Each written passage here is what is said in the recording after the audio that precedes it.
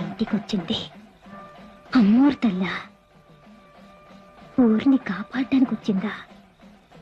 ఆ తల్లి ఎప్పుడూ ఇక్కడే ఉంటే ఈ ఊరికి ఏ చెడు రాదుగా. కానీ తెల్లారితే ఆ తల్లి వెళ్ళిపోతేమో. నువ్వు తిరిగి వచ్చేదాకా ఈ ఊరి నుంచి నేను వెళ్ళను. నేను తిరిగి వచ్చేదాకా వెళ్ళనని నా మీద ఒట్టేసింది కదా. నేను తిరిగి వెళ్ళను. అమ్మోర్తల్లిని ఈ ఊరి నుంచి తిరిగి వెళ్ళనివ్వను.